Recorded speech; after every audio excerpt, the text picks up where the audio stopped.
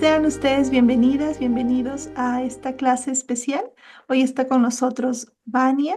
Yo soy Tania, la directora y fundadora de esta comunidad. Y Vania es también fundadora de una iniciativa en Santiago, Chile, y tiene especialización en pedagogía curativa. ¿Cómo estás, Vania? Bienvenida. Hola, ¿cómo están? ¿Cómo están todos, todas? ¿Tenemos algún hombre? No. Ay, Dios. Bueno, qué bueno estar aquí de nuevo, Tania. Muchas gracias siempre por invitarme, ¿eh? Yo les cuento un poquito. eh, yo estoy acá en Chile, pero soy argentina. Vengo del mundo de las artes audiovisuales, pero la vida me fue llevando cada vez más, aunque siempre estuve muy ligada a la pedagogía. Entonces soy maestra Waldorf, que después me fui especializando en el camino, en la pedagogía curativa y luego en la terapia artística de orientación antroposófica, ¿ya? Y soy una estudiosa de la antroposofía desde hace mucho, mucho tiempo. Tengo una hija de 18 años que ha sido mi gran maestra y la que me ha mostrado algunas cosas del camino, así que siempre digo que la nombro a ella. Ella me dice, mamá, ¿por qué me nombras a mí? Le da mucha vergüenza, pero así es la vida. Y estoy muy contenta de poder hablar sobre este tema. Yo no es un tema del cual hable tanto, porque generalmente me piden cosas que tienen que ver con niños más grandes. Y yo muchas veces y cada vez más me doy cuenta que tenemos que, aunque no tengamos niños tan pequeños, revisar y retornar a esta primera etapa de la vida, de 0 a 3 años, ¿ya? Es una etapa de la vida fundamental y, y que va a marcar el resto de la existencia de cualquier ser humano, inclusive la nuestra, que ya estamos más grandes y creemos que eso ya ha sido totalmente superado, pero en la medida que aprendemos a observar ese tiempo, nos damos cuenta qué cosas en ese momento no pudieron ser o sí fueron, y todos los beneficios que trajo en nuestra vida hasta la adultez. Así que me parece un tema demasiado importante de poder conversar. Y les quiero pedir algo, los que puedan abrir su cámara sería fantástico, me encantaría. Para que estos cuadraditos se volvieran un poco más tibiecitos. Ya voy a viajar a Perú, de eso estábamos hablando antes, pero por ahora hay que calentar los cuadraditos. Eh, para empezar, voy a mostrarles, a ver, quiero compartir, vamos a salir y entrar de compartir. Aquí estamos. ¿Hay alguien con el micrófono abierto? Espérenme. ¿Ven ahí? ¿Sí? No. Está Ahí. cargando. Ahora sí. Ah, bueno, así está la señal. Entonces, eh, vamos a hablar sobre este cuidado de los ambientes, pero vamos a tratar de entender bien qué es un ambiente para un niño pequeño, que no es lo mismo que para nosotros, ¿ya? No es lo mismo que entendemos nosotros. Y para empezar, quiero traer a una frase de Rudolf Steiner, que es el fundador de la antroposofía. Yo voy a dar esta charla desde la orientación que me ha dado el conocimiento del ser humano por la antroposofía, que no niega ni trae una negación o una guerra contra lo que puede decir la psicología o lo que trae la medicina tradicional ni la ciencia naturalista, sino que la amplía. Siempre la antroposofía busca ampliar desde una mirada anímico-espiritual lo que la ciencia ha hecho hasta, o que había hecho hasta 1800, 1925, y hoy en día la podemos seguir ampliando desde la antroposofía, ¿ya? Hago esta aclaración porque hay gente que dice, porque a los antropósofos no les gusta la ciencia. No, al revés, amamos la ciencia, somos científicos, ¿sí? Buscamos el método científico. Entonces, dicho este paréntesis, voy a leerles esto que dice Rudolf Steiner. Del mismo modo, como con anterioridad al parto, la naturaleza proporciona el correcto entorno para el cuerpo humano físico, el educador, después del nacimiento, tiene que procurar el adecuado medio circundante físico. Únicamente el correcto entorno físico cobra un efecto tal sobre el niño que pueda plasmar sus órganos físicos en las formas correctas. Miren esa manito, por Dios. Cositas hermosas. Los que tenemos ya lejos nuestros hijos nos da una ternura máxima.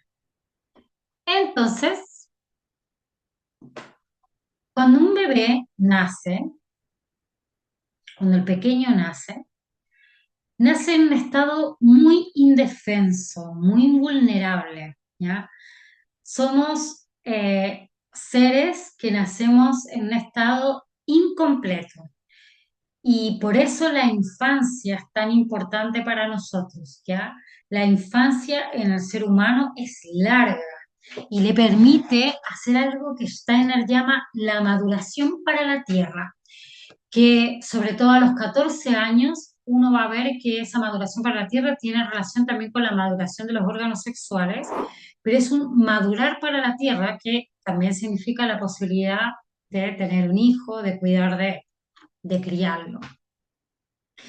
Entonces nosotros nacemos en este estado tan indefenso y tenemos que madurar para la tierra y hacernos individuos, habitantes de la tierra. El pequeño cuando nace en realidad está en un estado un poco unido al todo, en una unicidad, podríamos decir. Él es todo con su madre, él es todo con el entorno, él está absolutamente como imbuido en lo que lo rodea. Y en esta imagen de madre e hijo, uno puede ver casi como si ese bebé estuviese queriendo plasmarse de nuevo dentro de su hijo, dentro de su madre, ¿no? Y la madre lo puede acoger y sostener, y el padre también, y los abuelos, todos los humanos adultos que están a su alrededor lo sostienen. Él no se puede sostener por sí mismo. Y este pequeño ser va a ir creciendo y en especial en la etapa de 0 a 3 años, su evolución va a ser tan grande, físicamente, anímicamente, él va a tener una evolución y un crecimiento y un aprendizaje que nunca más en su vida va a tener, ¿ya? La cantidad de cosas que aprende un niño en esa etapa, nunca, ni siquiera cuando vayamos a la universidad, hagamos 1000 postítulos, es incomparable la cantidad de cosas que aprende un pequeño niño. Y ahora los neurólogos y toda la gente que está en la neurociencia ha demostrado que además se generan miles y millones de conexiones a nivel neuronal, ya que nunca más vamos a poder volver a tener. Por eso esta etapa es una etapa de mucho cuidado. Y hay fuerzas que nosotros podemos reconocer fácilmente, ¿ya? Hay una fuerza que es cefalocaudal, lo llaman los médicos, ¿ya? Es decir, hay fuerzas que están descendiendo desde la cabeza hacia las extremidades inferiores. Y eso es clarísimo. Ustedes cuando un niño nace, ¿qué es lo que más grande tiene el niño en proporción a todo el resto del cuerpo? La cabeza, ¿verdad? La cabeza del niño es muy grande. En general son cabezoncitos. Y eso, en la medida que van creciendo, va a ir llegando a una proporción donde la cabeza ya no va a ser tan predominante y empieza a predominar el torso, para también empezar a predominar las extremidades y tenemos ya edades, por ejemplo, a los 15, 16 años, donde los chicos se pegan esos estirones y las extremidades parecieran crecer mucho y el torso quedarse chico hasta que se vuelva a armonizar. Pero esa es la fuerza de crecimiento que tenemos, desde la cabeza hacia los pies. Y es importante, les estoy contando estas cosas generales para que podamos entender por qué después les voy a decir algunas cosas que tienen que ver con el ambiente. Y por otro lado, el niño también crece desde el centro hacia la periferia. Y esto también es bien claro, el bebé cuando nace está apretadito, uno puede ver el bebé, de hecho le hablan, dice manos de guagua, ¿verdad? De bebé. Las manos también están apretaditas, toman algo y no saben soltarlo. Entonces el bebé pequeño al principio está como apretadito y de a poco también las fuerzas se van a ir expandiendo hacia la periferia y su conciencia también va a poder ir tomándolo de la periferia y trayéndolo hacia el centro. Al principio está como embuido en la periferia, pero no es que esté consciente con lo que está sucediendo. Entonces, estas fuerzas que arman esta cruz que quise poner acá, esta bebita preciosa que va caminando, ¿ya? Me parece importante, podría hablar mucho sobre esto, pero no viene al caso ahora y no tenemos suficiente tiempo, pero para que lo tengamos también en cuenta. Y por otro lado, en la antroposofía nosotros hablamos, miramos al ser humano desde muchas perspectivas, muchas perspectivas. Eso es lo lindo que tiene la antroposofía. Y una de las perspectivas que pone es que el ser humano, en realidad, si lo observamos muy bien, podríamos decir que tiene una forma trimembrada, ¿ya? Y esa forma trimembrada tiene una zona alta donde la cabeza es el gran representante de un sistema que podríamos llamar neurosensorial. Es decir, tiene que ver todo con los sentidos y con el sistema nervioso. Por supuesto que el sistema nervioso está repartido por todo el ser humano y los sentidos están concentrados algunos en la cabeza, pero también la piel, por ejemplo, para el sentido del tacto está totalmente expandido por todo el cuerpo, ¿ya? Pero su gran representante es la cabeza y por eso hablamos del sistema neurosensorial aquí arriba. Por otro lado, abajo tenemos un sistema, el sistema metabólico y motor, que es un sistema del cual tenemos muy poquita conciencia. Los bebés van a tener al principio cero conciencia de sus extremidades, las mueven de manera muy caótica, ¿ya? Y de a poquito van tomando conciencia de sus extremidades para poder erguirse, ponerse de pie y andar. Pero una vez que aprendieron a andar, de nuevo se pierde conciencia hasta que a propósito hacemos algo con los pies o o las piernas. Imagínense si nosotros tuviésemos que pensar y estar conscientes de cada paso que damos, ¿no? Por eso es que se habla de que es un lugar dormido. Y en lo metabólico, imagínense que nosotros tuviésemos conciencia sobre lo que está haciendo nuestro estómago, nuestro hígado, nuestros riñones, sería infernal. Nos dolería todo el tiempo y estaríamos vueltos locos. Entonces, esa zona está dormida. Y al centro tenemos un sistema donde está el pulmón y el corazón, un sistema que equilibra las fuerzas de arriba y las fuerzas de abajo, que es el sistema rítmico, ¿ya? Donde el corazón y el pulmón piensen que son los reyes, ¿sí? Del ritmo. Si el corazón no está rítmico, por supuesto que nos enfermamos. Si nuestra respiración no es rítmica, también nos enfermaríamos. Hay momentos donde nuestro corazón y nuestra respiración se aceleran. Por ejemplo, si nos hemos agitado haciendo ejercicio, jugando los niños, y ¡pum! Nos ponemos coloraditos, ¿no? ¡Pum! La sangre aparece arriba o al revés, podemos estar mucho más bajos en nuestra circulación y en nuestra respiración cuando estamos, por ejemplo, en una situación de relajo, ¿ya? Entonces, este sistema rítmico es un sistema que equilibra las dos fuerzas. Y esta imagen trimembrada es importante también que ustedes la tengan. Otro día, en otro momento, si toman alguno de los talleres con Tania, que son todos muy maravillosos, su formación en turmalina, entonces ahí podrían aprender un poco más sobre este tema. Pero también tenés esta imagen de lo trimembrado, ¿ya? Este pequeño niño que nace no es un pequeño adulto, no es un adulto en mí, no tiene nada que ver con el adulto. El niño es niño y el bebé de 0 a 3 es muy bebé, hasta los 3 años cuando el niño por fin se dice yo a sí mismo y se nombra yo a sí mismo, ahí tiene un atisbo ya de ser niño, pero igual sigue siendo muy maduro, ¿ya?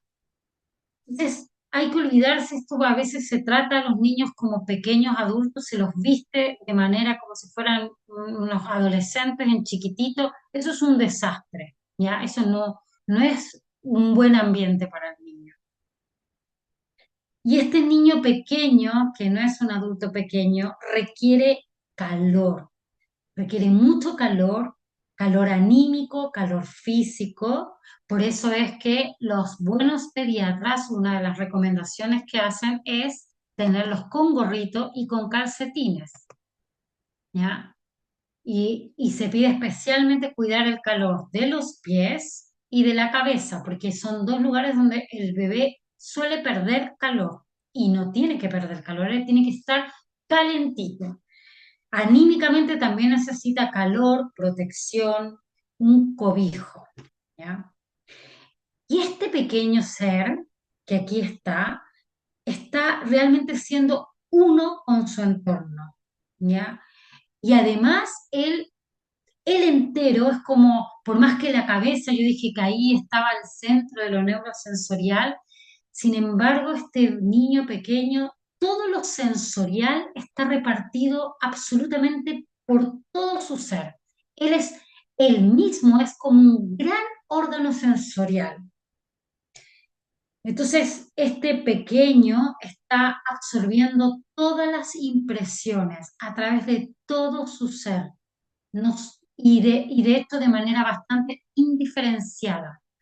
No es que lo que ve el niño solo lo ve, es como si tactara también a través de sus ojos, ¿sí? O cuando él se da, todo se lo meten a la boca, ¿se han dado cuenta? Toda la boca. ¿Por qué se mete toda la boca? Porque sensorialmente está aprendiendo a través de la boca, ¿ya? La boca en parte son ojos, en parte es capacidad térmica de percibir lo térmico, ya la boca no es solamente para degustar sabores, ¿ya? Tactan con la lengua, tactan con sus encías que todavía no tienen ni dientecitos, hasta por lo menos los 6 meses. Entonces este pequeño ser va a entrar en un proceso de metamorfosis, que mostrarles. Y puse algunas imágenes, ¿ya? Va a entrar en este proceso de metamorfosis. Imagínense este ser que apenas y solo ya tiene posibilidad de llorar y patalear y moverse de manera tan caótica y de repente empieza a levantar la cabecita, a observar sus manos, tomar sus pies, logra girar, sentarse, va a empezar a gatear, ¿sí? Gatear en desniveles y de repente se pone de pie. Bueno, ya cuando empiezan a gatear se vuelven peligrosos. Dice un texto, después se lo voy a mandar porque me encanta ese texto. Dice, y entonces se convierte en peligroso. Realmente los papás empezamos a tener que estar atrás del niño, acomodar la casa, ¿ya? Y este pequeño ser se empieza a trasladar por sí mismo y cada vez gana más individualidad. Uno empieza a percibir ese ser que vive realmente dentro y que no es solamente este bebé un poco indefenso, cada vez se va viendo más quién es este niño, ¿ya? Y entonces empieza a hablar, a comer solo cada vez más, y este chiquito que ya debe tener unos 3 años, cerca de los 3 años, que ya mira, que me mira fijo y que se ha dicho yo a sí mismo. ¿Mm? Y le puede estar todo chasconcito, como decimos acá, todo despeinado, me encanta. Eso porque ha jugado mucho. Entonces, ha generado toda una metamorfosis. El niño el bebé va a ir hacia la infancia en un proceso de metamorfosis, de cambio permanente. Y este cambio permanente tiene un objetivo fundamental, que es que ese cuerpo que papá y mamá y todo su linaje con tanto amor han heredado y le han regalado, le han donado a este ser anímico espiritual para que pueda vivir en la tierra, porque si no, no podríamos vivir en la tierra.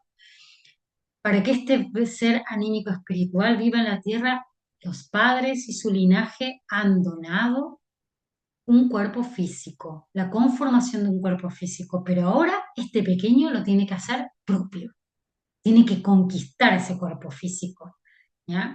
Y si ustedes tienen niños muy pequeños cerca o trabajan con niños pequeños, seguro tienen la experiencia de ver cómo cada vez ese cuerpo es más de él y para él, ¿ya? Esto es muy importante.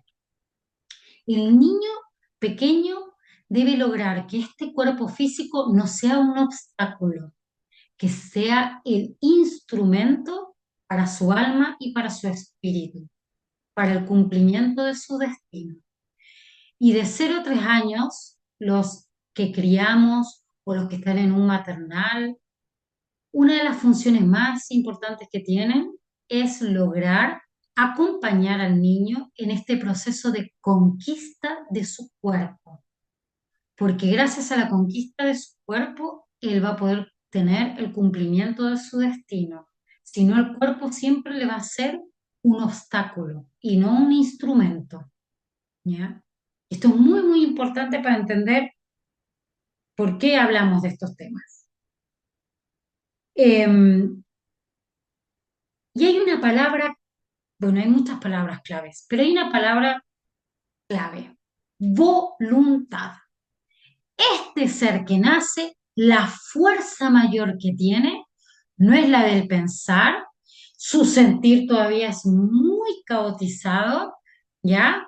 Y tiene el sentir muy ligado al cumplimiento de sus necesidades, que ya después del año, cuando empieza a caminar y cuando empieza a hablar, cada vez ese sentir va a ser más, no solo el cumplimiento de sus necesidades, también de la expresión de sí mismo, pero sobre todo, y lo que más tiene como fuerza es la voluntad.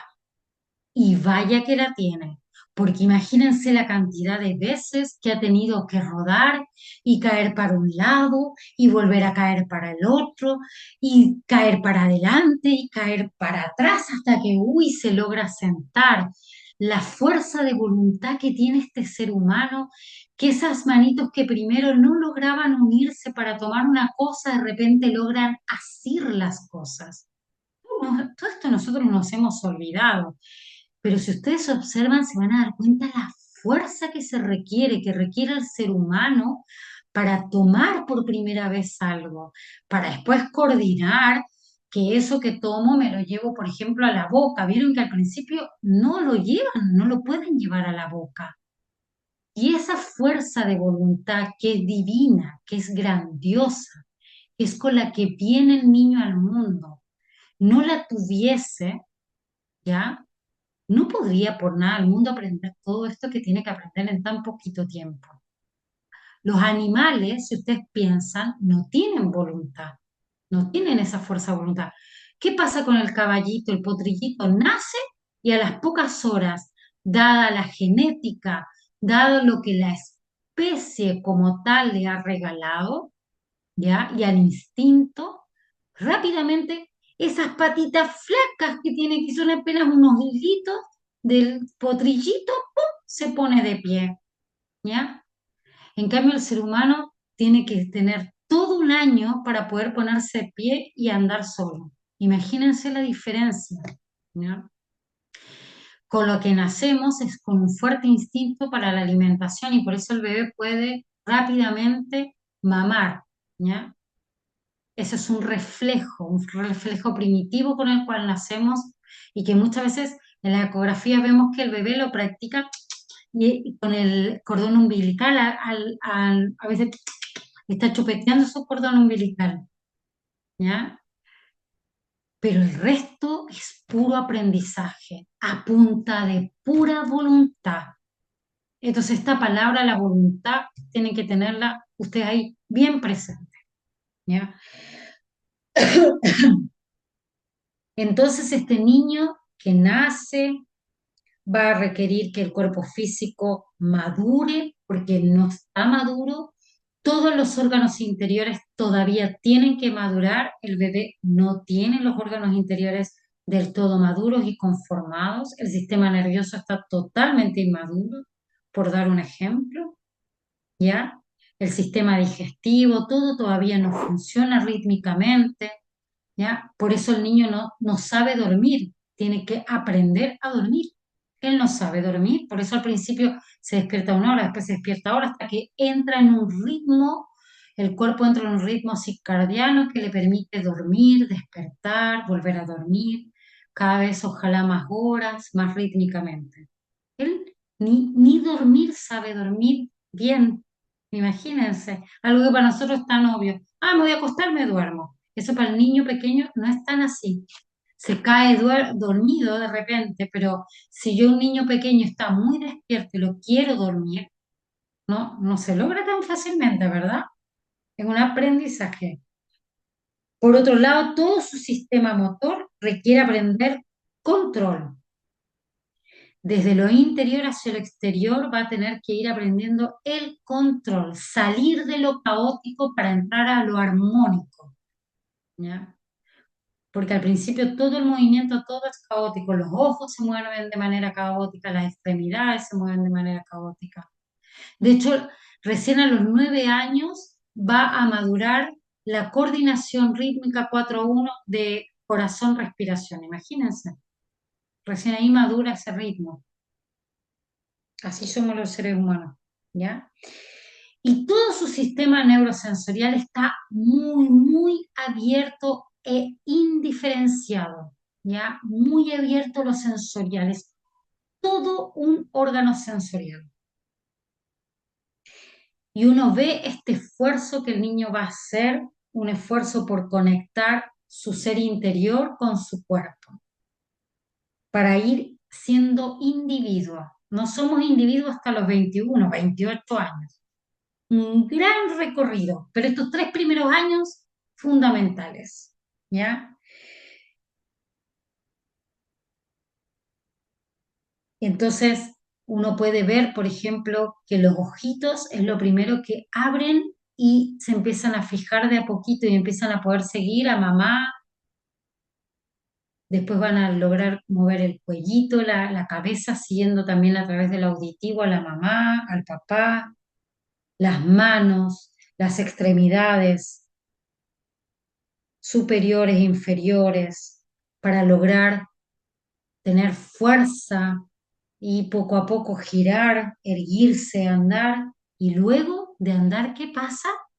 Salimos del balbuceo, que es universal, que también es indiferenciado, ¿ya? El balbuceo es, en cualquier parte del mundo los niños tienen un balbuceo parecido. Es impresionante, estamos preparados para hablar cualquier lengua materna, ¿ya? Pero de repente ese balbuceo se empieza a definir y el niño habla, empieza a aprender a hablar. Y gracias a que habla, también va a poder empezar a generar un pensamiento que es totalmente desde la fantasía, desde la imaginación, no es el pensamiento intelectual, para nada, ¿ya? Y a los 3 años aproximadamente que dice yo, se nombra a sí mismo como un yo. A los 2 años y medio, 3 años, ese ser humano se nombra a sí mismo como un yo. Nadie nos puede decir yo, solo yo me puedo llamar yo a mí mismo. Imagínense, es un hito importantísimo y nos damos cuenta, niños que tienen dificultades, que están con problemas en el desarrollo, esta es una de las señales más claras de que ese problema existe. Cuando pasan los 3 años, 3 años y medio, y todavía habla de él en tercera persona, ¿no? El niño de repente se dice, yo quiero, yo solito, yo puedo, yo también. Y ahí sí que se vuelven un peligro.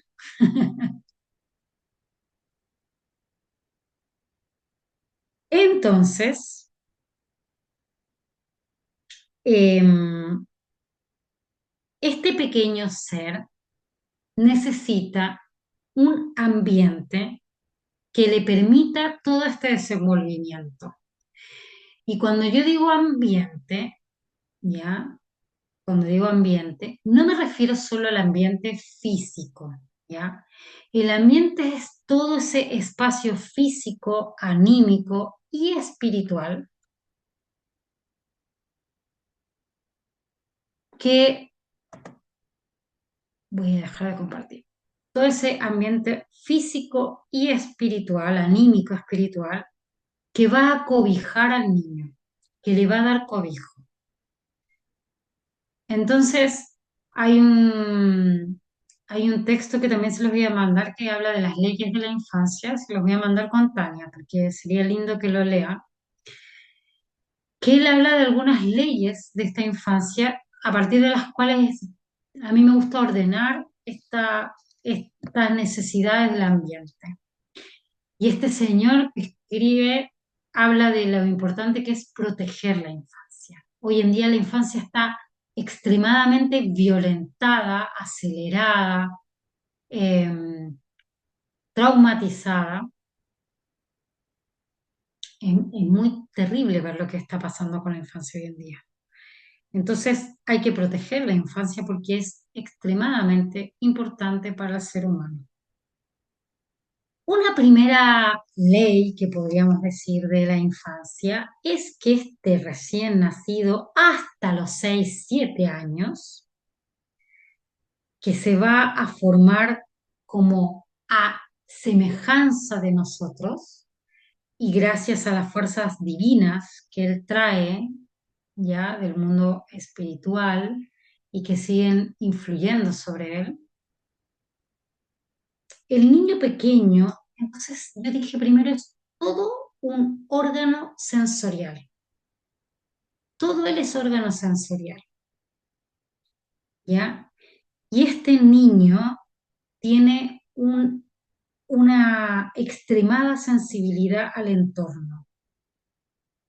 Todas las impresiones impactan en él. Los colores, los olores, los sabores, ¿sí? Las formas, las materiales, pero también todo el entorno humano, todos los sentimientos, los pensamientos, el actuar, la moral que vive, también él lo percibe a través de lo sensorial. Las sonrisas, los gestos, el amor circundante, todo eso que podríamos hablar de calor anímico, de calor humano, va a modelar al niño.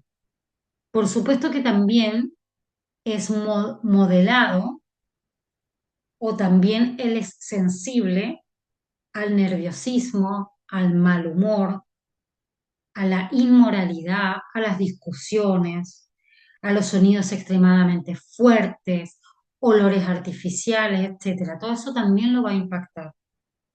Y uno se puede dar cuenta cuando el niño, por ejemplo, cuando no nos queda otro que llevar al pequeño de 2 años, 3 años, de 1 año, yo he visto hasta de meses, así chiquititos de días, al supermercado. Y después el niño está irritable. Y nosotros, ¿pero por qué está irritable? Bueno, por el paseo al supermercado. Porque generalmente todo eso que sucedió en el entorno, esos sonidos, esos olores, esos movimientos veloces, el niño no ha podido digerirlos, ¿ya? Entonces, lo sensorial impacta fuertemente en el niño y el problema es que no los pueda digerir, así como cuando comemos algo y no podemos hacer una buena digestión, después no podemos dormir, estamos irritables, adormecidos. El niño sensorialmente también hay estímulos que son demasiado fuertes para él y no logra digerirlos. Y estos estímulos sensoriales van a dejar huellas hasta en su cuerpo físico. Y esas huellas que dejan en su cuerpo físico van a crecer con él o van a impedir el buen desarrollo bueno, pueden favorecer el desarrollo bueno de sus órganos o al revés, impedir que se desarrolle adecuadamente sus órganos. Lo podemos mirar, ¿ya? Entonces, ¿cómo protegerlo? Yo creo que una de las frases al respecto es que los adultos tenemos que elegir de manera consciente las impresiones sensoriales del ambiente del pequeño. Tenemos que ser súper conscientes en esto. No da lo mismo, ¿ya? No da lo mismo. Entonces, por ejemplo, los sonidos naturales, la voz de la mamá, la voz del papá, que le cantan, que lo arrullan para dormir, o que le cantan una canción mientras está el niño bañándose, ¿ya? El sonido de la voz humana, suave, bien modulada, que no se eleva fuertemente y tampoco habla tan bajito que no escucho nada, ¿sí? Una voz que está siendo clara y amorosa es muy importante. Es mucho mejor que cantemos, aunque nos sepamos solo tres canciones y le cantamos solo esas tres canciones, ¿sí? A veces no tenemos tanto repertorio, que estemos escuchando la radio o le pongamos en el celular una canción de cuna o una canción de, bueno, ni hablar estas cosas Peppa Pig y no sé cuánta otra basura, chatarra sensorial que hay por ahí, ¿ya? Es mucho mejor que le cantemos tres canciones, las tres que sabemos. Una para dormir, una durante el día, una para el despertar, para la comida, ya. Será nuestro repertorio. ¿Ya? Pero es mucho mejor eso que estar escuchando cualquier artefacto electrónico, porque es verdadero. Lo otro no es verdadero. Es digital o por lo menos, ahora ni siquiera es un cassette, que por lo menos es un poco más verdadero que lo digital, porque fue grabado a través de ondas electromagnéticas. Lo digital no, son ceros y unos. ¿Ya? Los colores los colores de la habitación del niño, los colores de la ropa del pequeño, los colores, la iluminación de los ambientes, ¿ya? Los colores deben ser suaves, tenues. El rojo carmín suavecito, que casi es como un rosado, ¿ya? El amarillo oro, también suave, no colores chillones, no fluorescentes, nada de esas cosas que se usan. Es mejor tener la pieza pintada así en un par de colores bien suavecitos que estos papeles o estas impresiones infantiles llenas de colores chillones y un montón de estímulo sensorial que el niño todavía no puede digerir. Inclusive a los 3 años todavía no lo digiere bien. Imagínense en la habitación además, irse a dormir con toda esa información alrededor. Es imposible, es muy difícil, ¿ya? Entonces, los colores suaves para la habitación, para las cortinas, ojalá unas cortinas suavecitas de tela natural, ¿m? Puede ser algo tan sencillo como una tela de algodón y ya, y no lleno de bordados y cosas. ¿M? Entonces, el color, la iluminación, ojalá todo el día, todo lo más que podamos, una luz natural que llega desde el sol, de la ventana, y tratar de no ocupar luces artificiales, lo menos posible, cuanto menos mejor. A la noche el bebé necesita aprender a dormir sin luz, ¿ya? Es mejor dejar quizás en el pasillo una luz chiquitita si por alguna cosa uno quiere estar más atento por los temores que tenemos los adultos y que le transmitimos a los niños, porque el niño percibe ese temor nuestro y por eso también le cuesta más dormir a oscuras, ¿ya? Pero el niño necesita dormir en oscuridad, volver a ese lugar de oscuridad a la edad que cada uno haya decidido que va a pensar a dormir solito. Cuando duerme con nosotros, con más razón, no necesita ninguna luz, ¿ya? Hasta con la luz de nuestro amor y de nuestro cobijo, esa suficiente luz. Entonces el niño necesita luz natural y si vamos a usar la artificial, cuando hay que usarla, ojalá tenue. Piense que los ojos también están muy maduros. Los aromas. Ojo, ojo, ojo. Ya hay mucha cosa con la aromaterapia. Y yo sé que es muy exquisito, me encanta, yo lo ocupo un montón, pero a cierta edad y en ciertos momentos y ciertos aromas, ¿ya? Los aromas hay que tener cuidado, no ocupar ni para la limpieza, ni para la limpieza del bebé, estas toallitas y todas estas cosas llenas de aromas. Los aromas son, piensen ustedes mismos, uno huele algo y los olores ingresan a nosotros y se van directo a la vía sanguínea, ¿ya? Entonces es muy fuerte como el olor entra en nosotros, ¿ya? Entonces hay que tener mucho cuidado. Es mejor, si voy a limpiar al bebé, usar aceitito de almendra, por ejemplo, que es bien neutro el olor. Si yo quiero hacer un masajito en los pies, que es muy rico cuando lo vamos a mudar, hacerle un pequeño masaje en los piececitos, es exquisito. Aparte que sensorialmente es muy bueno para el bebé, entonces o no ocupo nada, o si quiero dar un poco de calor, un poquito de aceite de almendra, por ejemplo. El aceite de almendra casi no tiene aroma y aparte es muy bueno, es muy nutritivo para la piel. Entonces, ojo con los aromas. Todos esos aromas que expelen los artículos de limpieza que ocupamos, también hay que evitarlos. Y además es mucho más cuidadoso con el medio ambiente, hacer mezclas de agüitas varias eh, con vinagre y cosas así, y diluirlo para que no tenga tanto olor, que usar cloro, ¿ya? Bastante mejor. Entonces hay que intentar buscar, bueno, hoy en día hay muchos productos ecológicos dando vuelta en todos los países, y que además buscan no tener aromas artificiales. Entonces hay que buscar tener cuidado con eso. La materialidad también es muy importante, porque si este bebé, yo les estoy diciendo que es todo él un órgano sensorial, ¿ya? Y les estoy diciendo que las impresiones van a llegar tan profundo que van a ayudar a la conformación de los órganos. ¿Qué pasa con el plástico?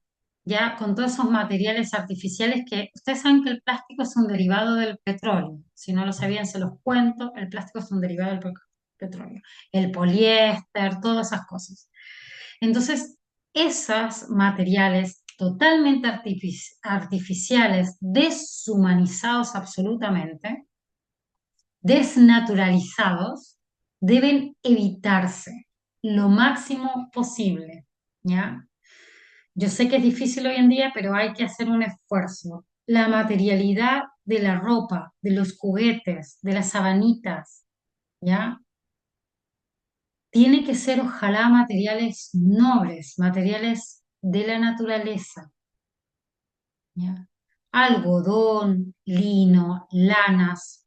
Ustedes en Perú tienen lanas, lana de alpaca y otras series de lanas que son de una calidad extraordinaria. El algodón peruano es lo mejor de lo mejor. Entonces, tienen que poder usar ese tipo de materialidad para la ropa, para las sábanas, para los juguetes.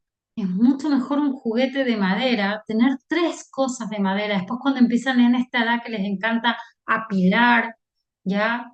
Y construir cosas, es mejor tener un montón de bloquecitos de madera de distintos tamaños, bien lijados, eh, quizás impregnados con, hay hoy en día algunos aceites como hechos a partir de cera de abeja en vez de barniz artificial y que jueguen con eso infinitamente.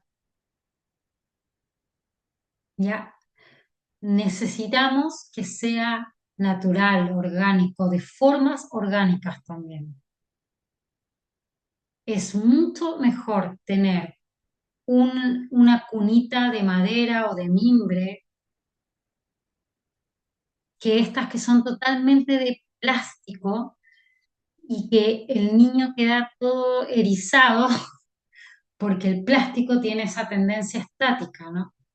Entonces, es mucho mejor buscar una cuna de madera, ya, o de mimbre,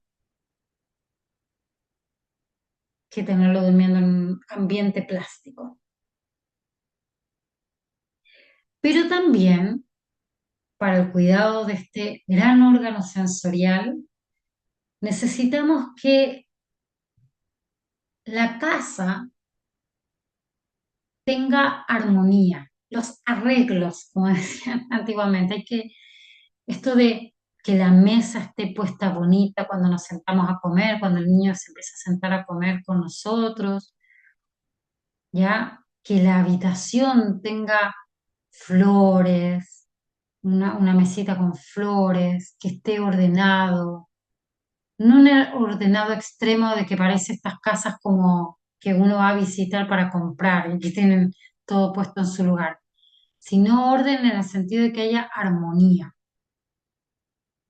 ¿ya? La armonía del ambiente también es muy importante,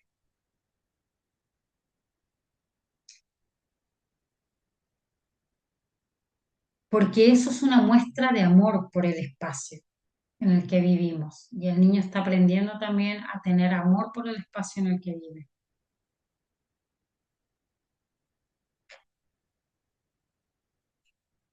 Cuando lo alimentamos al bebé, ya desde que toma pecho hasta que empiece a comer y después comer solo y tener cada vez más variedad en su alimentación, también desde un punto de vista sensorial debemos cuidar mucho eso, ¿ya? La alimentación, eh, estas papillas que vienen todas hechas y que no sabemos bien qué tienen, que son más, como una mezcla de un montón de cosas.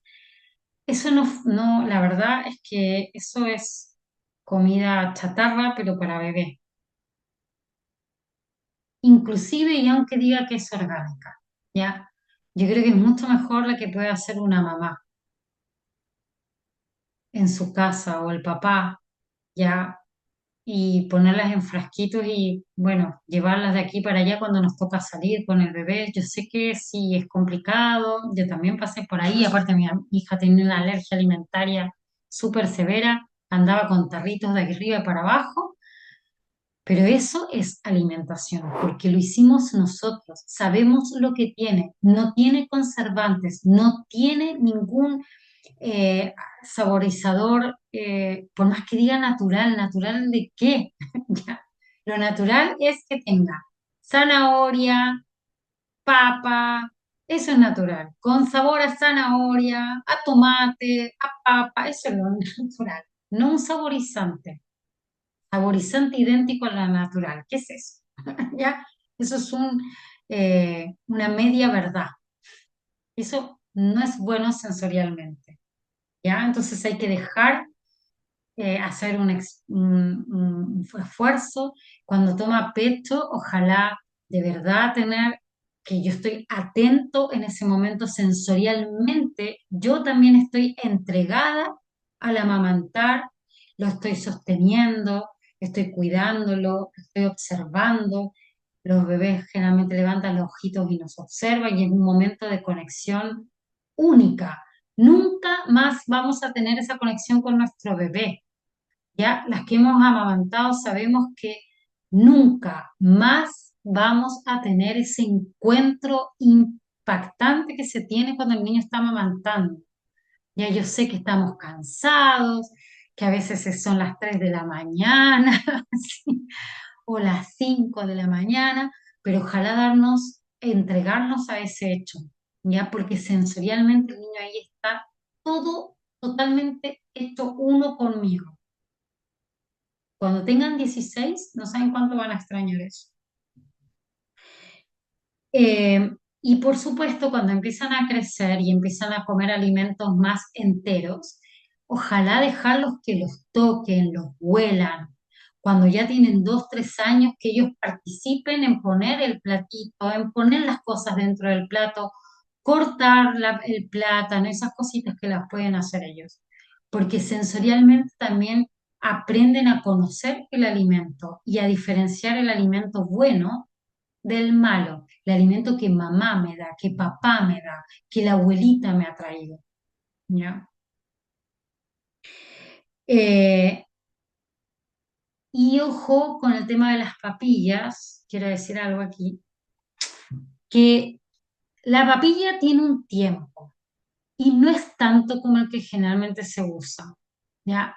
Los bebés, eso cada uno lo tiene que ver con su pediatra, no se van a atragantar ni se van a morir. Les prometo que si poco a poco les enseñamos la masticación, también está dentro de los reflejos y la deglución.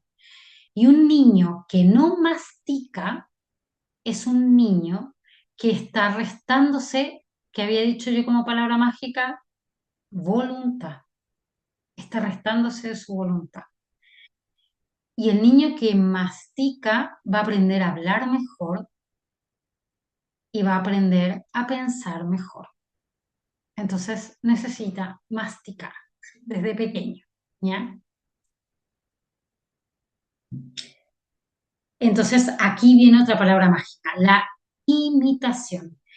Si yo me siento a comer con el niño y yo mastico bien, el niño va a percibir mi masticación y va a aprender por imitación, esa es otra palabra mágica para la primera infancia, la imitación, que es la forma en que aprende el niño. Como todo lo percibe, como tiene fuerzas de voluntad, la forma de aprender del niño va a ser la imitación. Él no aprende por lo que yo le explico, no aprende por cosas intelectuales, él aprende por imitación, por quién soy yo y por lo que yo hago, por lo que yo pienso y cómo yo siento, el niño va a aprender imitando. Entonces, si yo mastico bien, él va a aprender a masticar. Ahora, si yo jamás como con el niño, jamás me siento a comer algo con el niño, por supuesto que el niño no va a masticar. Tenemos que comer con el niño. Comemos a las 12 del mediodía, bueno, comemos todo a las 12 del mediodía. Me pasé un buen tiempo comiendo muy temprano, después cuando tuve que acostumbrarme a comer más tarde, fue terrible. Y las que hemos trabajado en kinder, sabemos de esto, ¿no? Después andamos el fin de semana haciendo comer a todos muy temprano porque nosotros ya nos acostumbramos a comer a las 12 con los niños. Entonces, muy importante esto. Y por último, en torno a esto de lo sensorial, la gran importancia de la naturaleza.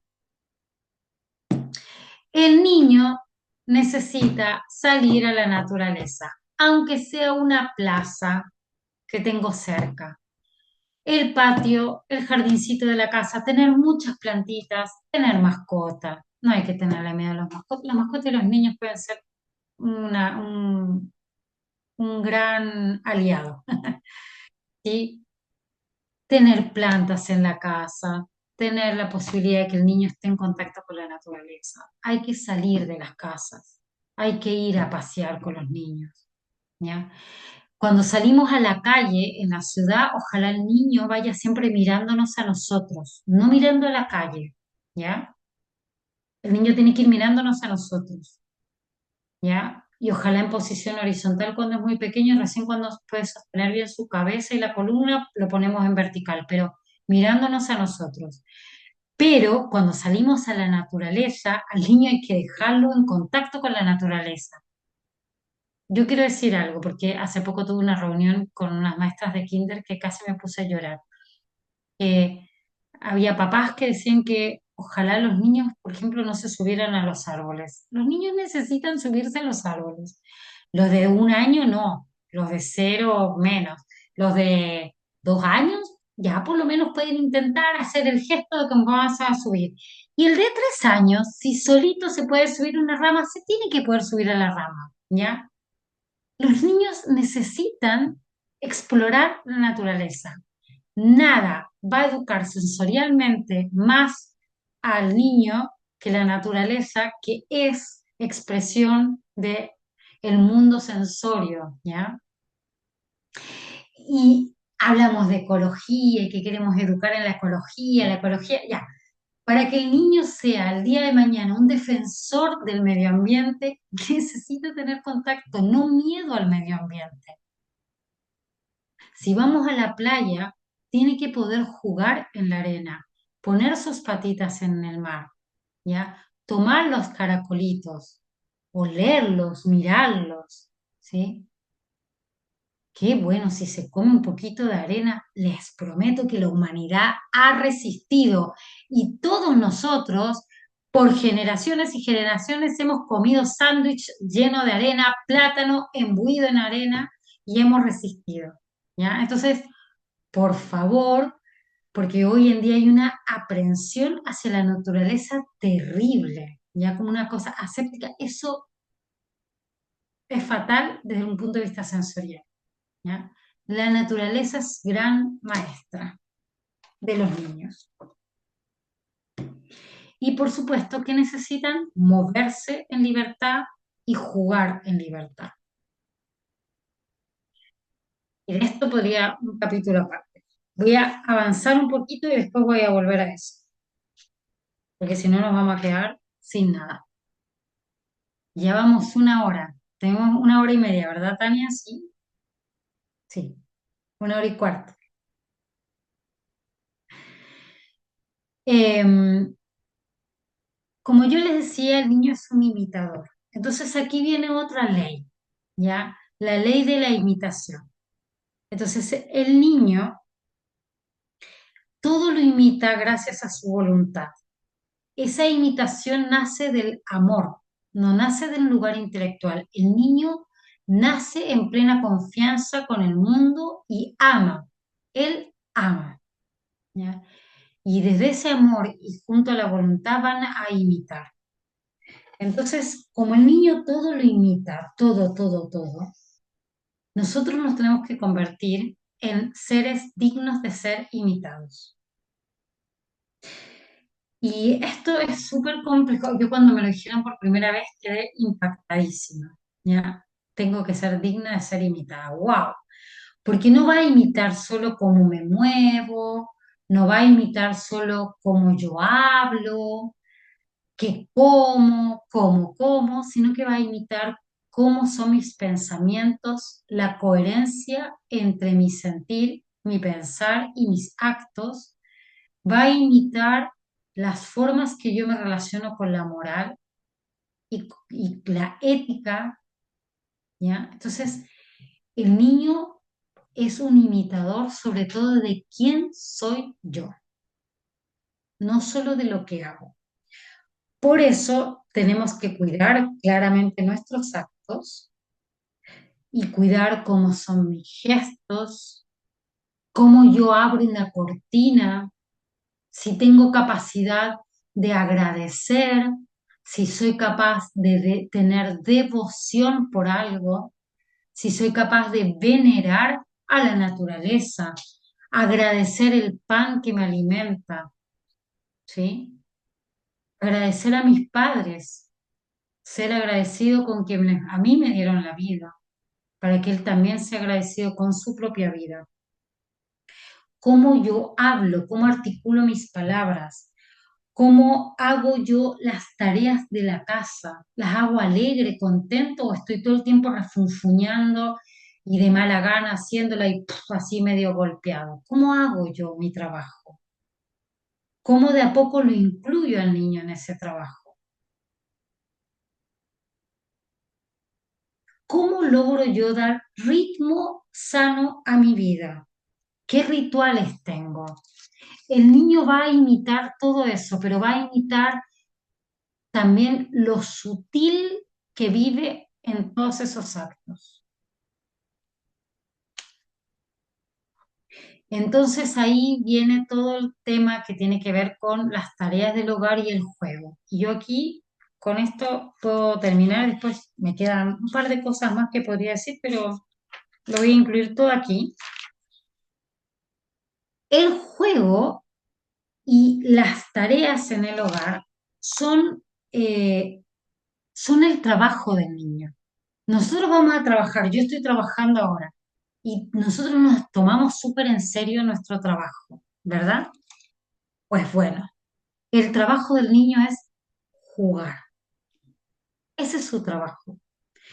Porque el niño al principio va a estar caótico moviéndose y de a poco, pum, pum, pum, pum, pum, su primer juego va a ser puro movimiento y va a jugar mirando sus manitos y va a jugar tomando cositas y metiéndoselas en la boca. Eso ya es de alguna manera un juego, hay una fuerza lúdica.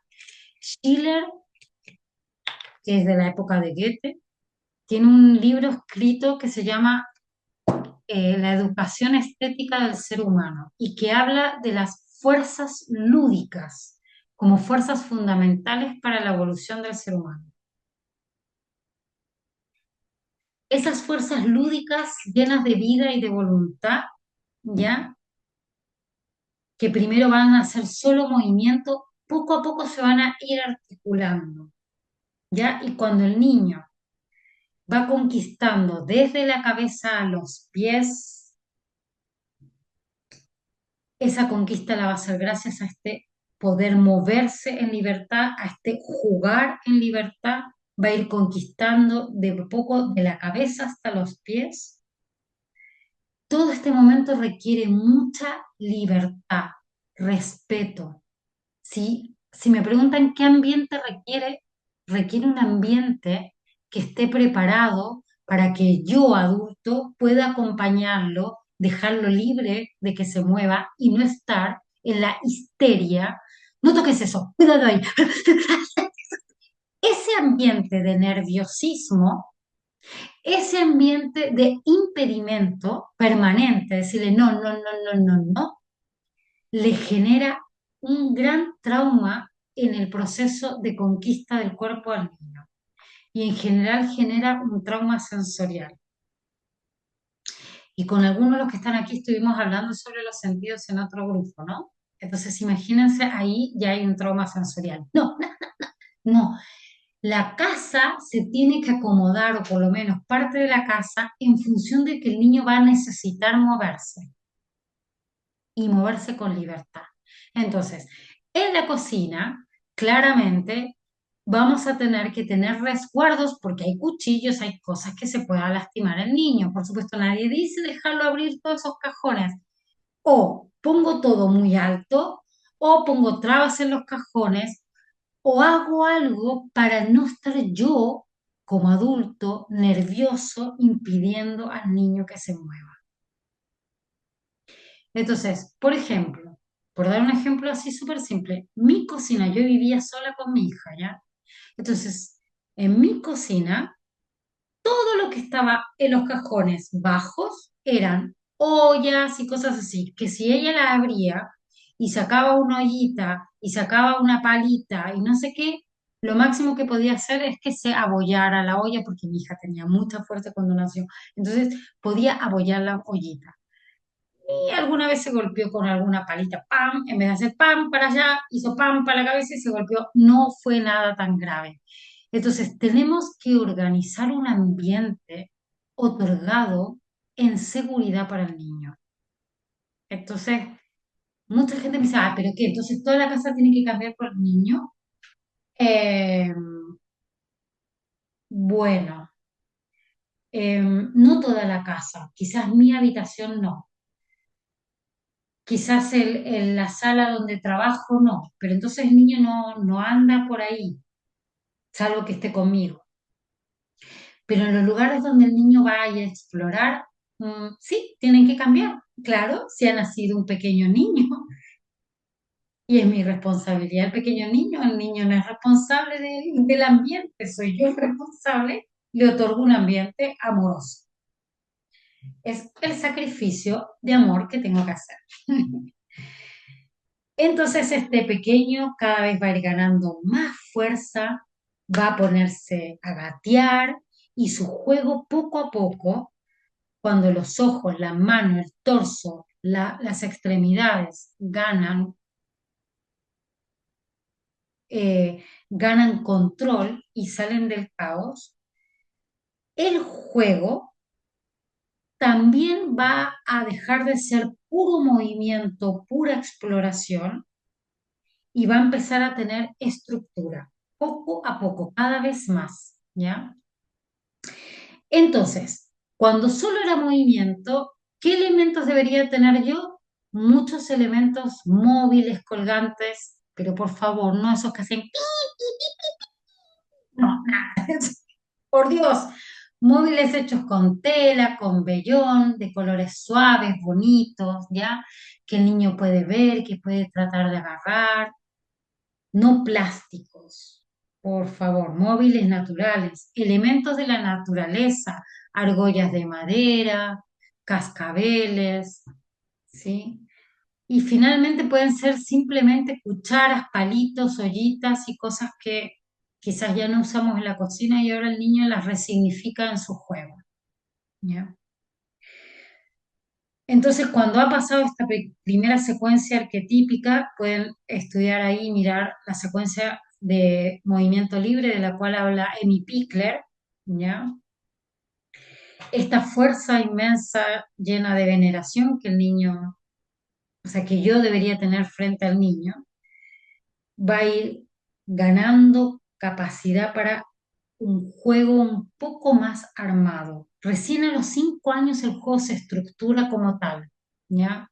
A los 5 años se estructura el juego. Todo esto va a ser un proceso largo, pero ese juego se va a ir ampliando, ¿ya? En la medida que el niño gatea, anda, se sienta, entonces va a poder ir un poco más allá su juego. Y ahí hay un juego, eh, hay dos cosas que quiero decir. Hay un juego arquetípico que es el juego de las casitas, ¿ya? Los niños empiezan a hacer casitas, entonces empiezan a poner cojines por todos lados y los muñecos los empiezan a sentar y juegan a la casita y ojalá tener telas y mesas firmes y sillas o banquetas firmes de que el niño poco a poco, de a poquito, primero me va a venir a buscar, me va a pedir ayuda, a los 3 años ya lo va a hacer totalmente casi que solo, empiezan a poner telas y cosas y juegan, aunque todavía no lo puedan nombrar así, pero cuando llegue a los 5 años este juego va a estar esplendoroso, ¿sí? A las casitas, es decir, empiezan a buscar armar espacios. ¿Y saben qué están haciendo cuando hacen ese juego? Ellos están replicando las tareas del hogar. El juego del niño en esta edad y hasta los 6 7 años, es un juego que replica el modelo que yo le doy de hogar. Entonces, miren qué impactante esto, porque ahí cuando uno mira a ciertos niños jugando en el kinder es muy impresionante cómo la casa, lo que ocurre en el hogar, se refleja en el juego del kinder. Entonces, le dan de comer al osito y todo esto empieza a pasar. Y ese juego necesita mucho tiempo, mucho espacio, pero sobre todo que haya materialidad noble, natural, amable con el niño. Por otro lado, el niño poco a poco puede ser incluido en las tareas del hogar. Y un niño de 2 años, 2 años y medio, perfectamente, mientras yo estoy amasando y haciendo pan o haciendo un bizcocho, haciendo una torta, haciendo unas masitas, unas galletitas, perfectamente yo le puedo pasar un poco de masa y que el niño empiece a amasar. Perfectamente el niño en una sillita alta o yo me bajo a una mesita puede ayudarme a revolver una salsa, me puede ayudar a poner un poquito de sal, me puede empezar a ayudar en las tareas del hogar. Y es muy lindo, de repente entonces uno los ve, uno les puede comprar una escobita más pequeña y uno ve a este niño de 3 años que más bien no, no ayuda tanto desde un punto de vista pragmático y más bien desparrama la basura, pero está tratando de ayudarme. ¿Y qué fortalezco yo? Las fuerzas de imitación, la voluntad. Y ese niño entonces cada vez se hace más fuerte para la vida y conquista su cuerpo y conquista también su ánimo para vivir en comunidad.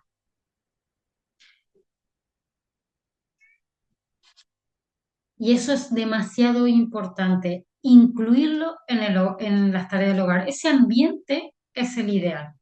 Y el kinder o el maternal si tenemos que enviarlos desde pequeños al maternal, lo más importante es que sea un pequeño hogar. Todas las tareas que ustedes hagan frente al niño tienen que ser tareas plenas de sentido. Y eso debería pasar también en el maternal y en el kinder. No hacemos cosas por hacer frente al niño.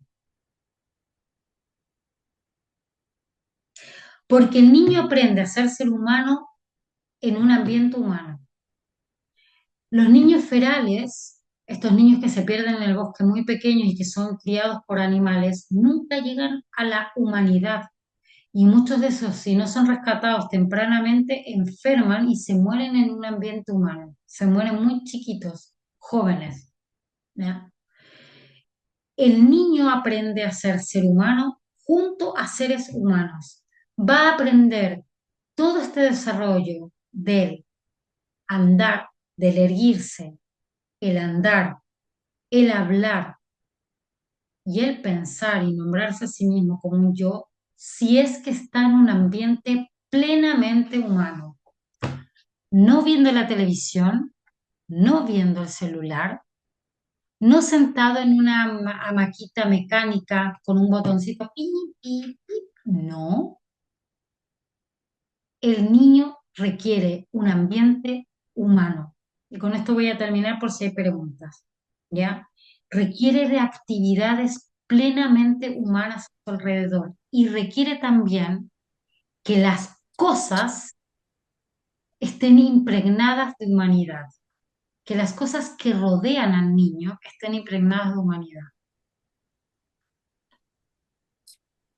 Entonces, no da lo mismo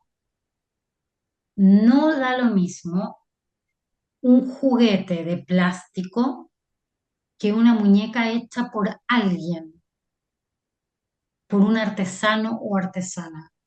No da lo mismo una comida enlatada que una comida hecha por mamá, papá, la abuelita o la señora que lo cuida al niño. No es lo mismo, porque en uno no hay humanidad, hay máquina, y en el otro hay humanidad. Y el niño, como es un órgano sensorial sublime, percibe lo humano en las cosas y percibe lo divino en la naturaleza. Entonces, la naturaleza y el ambiente del ser humano son fundamentales para un pequeño. El calor humano, eso es fundamental, el calor humano. Se habla de calor humano, ¿verdad? No hablamos de solo el calor ambiental, hablamos del calor del humano, el encuentro con el corazón del otro.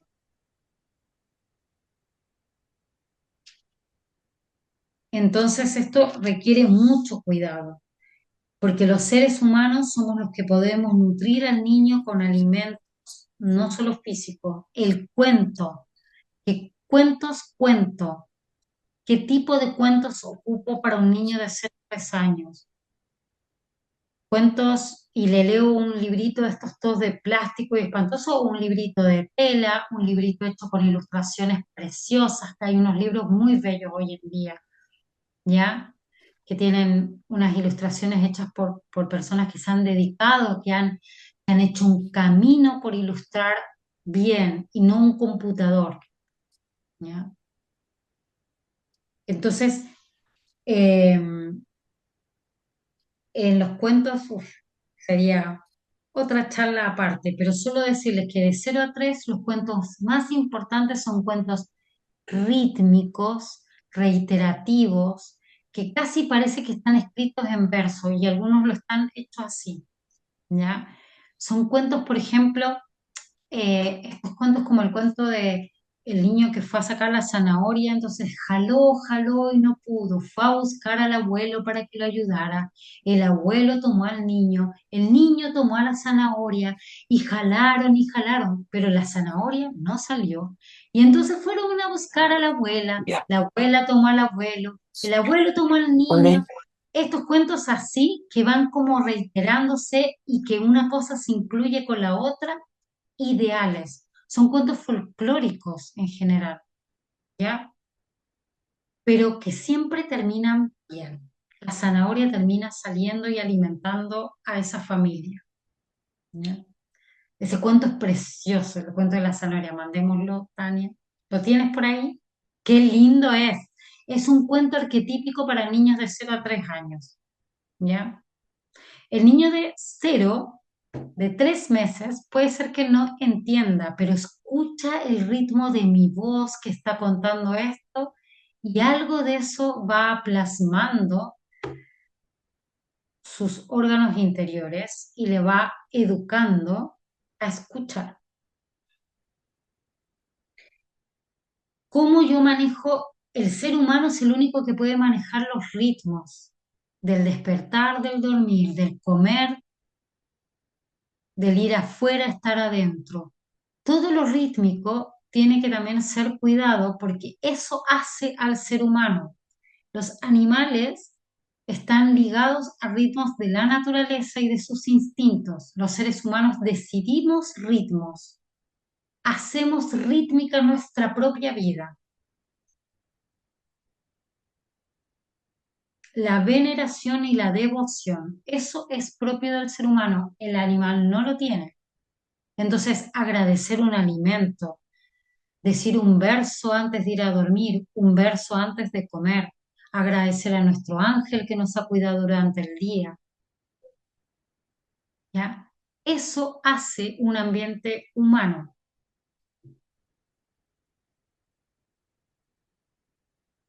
Cuando yo me baño, cuando baño al niño, ¿ya? Eso también son detalles humanos.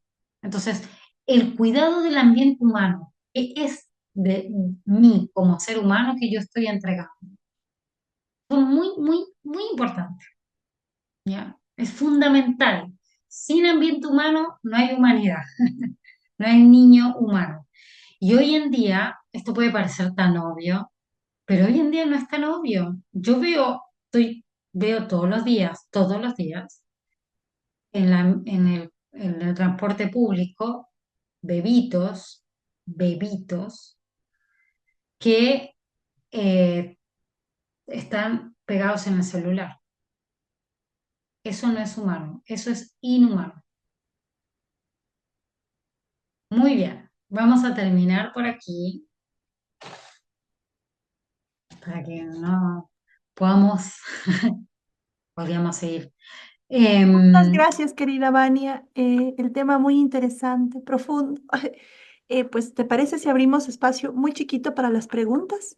Ojalá, si hay preguntas, y yo quiero comentarles algo de bibliografía, Vale. que no se me olvide.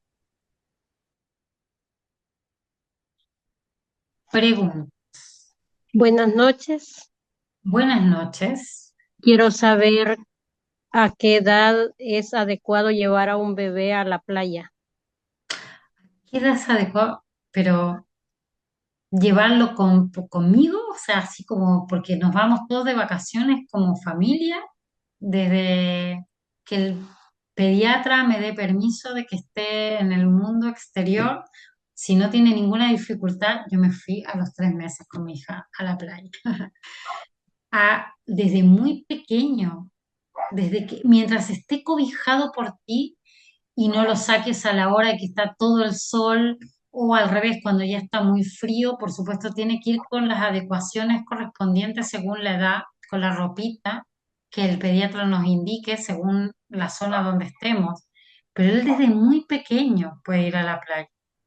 Claro que sí, Mm, poquito gra- rato, porque el estímulo, por ejemplo, del viento a la playa lo puede ahogar. Hay niños que se ahogan con el viento. ¿Ah? ¿Se han dado cuenta de eso? Que, sí, ¡ah!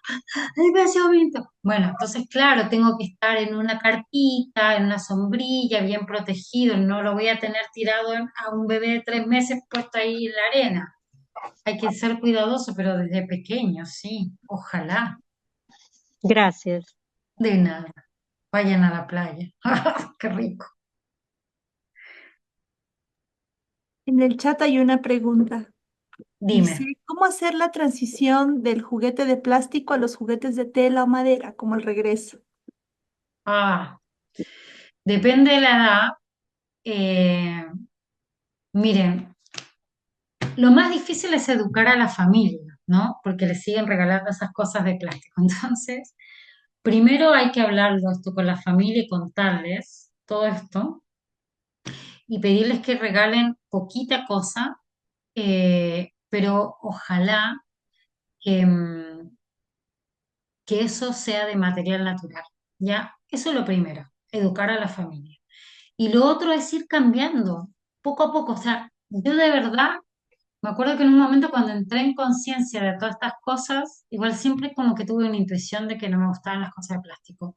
Simplemente guardaba unas cosas y traía lo otro. Y el niño pequeño lo acepta, porque yo soy el adulto que sé lo que él necesita y el niño así lo ve y confía en mí. Entonces la transición paulatina, voy guardando unas cosas y traigo lo otro. Y menos es más. El niño no necesita tantos juguetes, para nada. Pero haya respondido. Había otra pregunta, Y la parece. última pregunta es, ¿desde qué edad sugieres que un niño coma carnes? Ya, esa es una pregunta que yo no puedo responder porque le corresponde a un pediatra, ¿ya? Eh, pero en general la carne sí que hay que tener cuidado porque la carne es difícil en la digestión y en la masticación. Aquí en Chile se ocupa mucho que a los 8 meses, de manera picada y como mezclada con otras verduras, se les da carne a los niños, ¿ya? Pero yo les recomendaría que, que eso lo hablen bien con el pediatra, con el tema de las carnes, porque además depende mucho el tipo de carne de cada lugar. Ya, acá, por ejemplo, hay mucho pescado y el pescado es súper alergénico, entonces se da después. El pescado es muy alergénico y además está lleno de metales pesados, lamentablemente. Entonces hay que tener mucho cuidado qué carne, cuándo y depende de la localidad. Pero yo lo que sí les digo, por ejemplo, es mejor hacer una papilla. Miren, yo les prometo, parece de TOC. Es mejor hacer una papilla de zapallo con un poquito de papa, que usted, yo sé que en Perú hay hartas yuca y todas esas, estos tubérculos. Entonces, quizás tenerlo al lado, que vaya probando sabores separados y después juntarlos. Se los dejo ahí. Porque el niño entonces le gusta y empieza a diferenciar sabores. Acuérdense que vamos de la unicidad a la diferenciación. Tenemos que ayudarlo en eso. Si le damos todo mezclado, ¿qué sabor? Me explota ahí. ¿Sí? Bueno, está la pregunta sobre ¿hasta qué edad sugieres el colecho? Y cerramos con la pregunta de Sole, que la va a hacer de forma oral Ah, sobre el perfecto. colecho. Ah, este es un tema tan difícil. Yo la verdad es que creo que el colecho, si me preguntan a mí, a los 6, 7 meses hay que empezar a separarlo de a poquito. Que no quiere decir cortar de golpe el colecho, ¿no? Nada tiene que ser de golpe. Entonces, el colecho es exquisito y yo creo que lo disfrutamos más los papás que los niños. Bueno, es que es increíble. Entonces, uno puede tener colecho así directo en la cama. Yo sé que hay unos colechos que son como ahora que se pegan a la cama. Lo encuentro increíble. Yo no había nada de eso cuando mi hija era chiquitita o yo no lo encontré. Y de a poco podemos ir separando y tener una cunita tipo Moisés al lado, que yo pueda rápidamente poner la mano cerca, tenerlo, que él me sienta a mí, para pasar después al año, sin duda, ojalá cuna aparte, pieza aparte, ¿ya? Es duro. Yo creo a los adultos nos cuesta un mundo, pero hay procesos en la noche de nuestra vida anímico-espiritual que de verdad van necesitando esa separación. Y eso no quiere decir dejarlos llorando, eso no quiere decir hacerlo de manera brutal, eso no quiere decir no atenderlo o no traerlo a la cama si el niño está con fiebre. Por favor, o sea, bajo, yo debo confesar que esta grabación no llegue a mis maestros y menos a mi médico, pero yo, mi hija, a los 6 años, 7 años, tenía fiebre, 8 años, 9 años, se venía a mi cama y yo ni lo pensaba, no había discusión al respecto. pero desde el año ojalá pudiese dormir solito en su pieza, ¿ya? Porque también ya al año ha empezado a caminar y ojalá también destetar desde el año en adelante. Es un tema difícil, yo lo sé, pero necesario porque el niño necesita ganar autonomía. La autonomía es muy importante, ¿ya? Gracias, Vania. Sole, cerramos con tu pregunta. Adelante, Sol. Sí, buenas noches y agradecer la charla que ha sido muy bonita, muy interesante. Em, ¿qué es? Bueno, es un poquito amplia esta pregunta, pero fundamentalmente, ¿qué ofrece un maternal en un espacio de niños pequeñitos? Em, ¿Qué actividades en teoría se tiene que hacer? ¿No? Gracias. Vale, qué buena pregunta. Da para otra charla, pero un maternal debería ofrecer un ambiente que fuera una pequeña casa, donde entonces de alguna manera se replica las actividades cotidianas. Y eso debería ser. Entonces hay un momento donde comemos juntos, hay un momento donde eh, ordenamos, hay un momento donde jugamos muy tranquilamente, muy calmadamente y con un ritmo claro como si fuera un hogar. Ustedes saben, en España les llaman el hogar de día, ¿ya? Las madres de día le llaman en España, ¿verdad, Tania? Yo creo que esa imagen es grandiosa y así debería ser, ¿ya? Y no más que eso, no más que eso, que a su vez es mucho, ¿sí? Y ojalá un niño no tuviese que ir a un maternal hasta los 2 años y medio, ¿ya? Ojalá.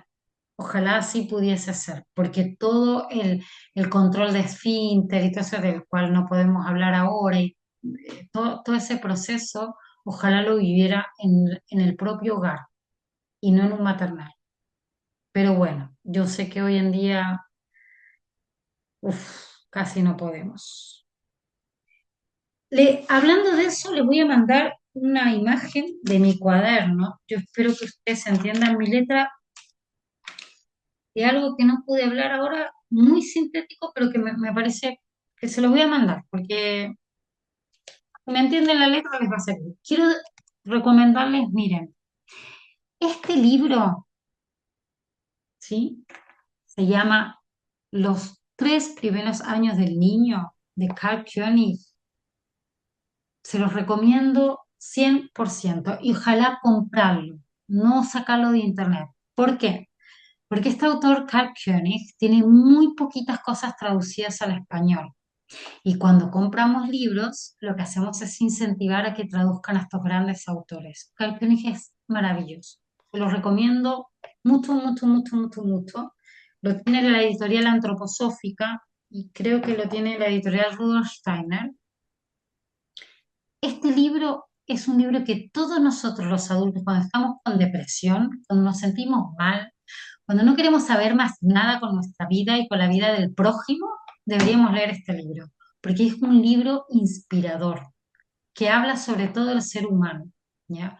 De la fuerza que tiene el ser humano.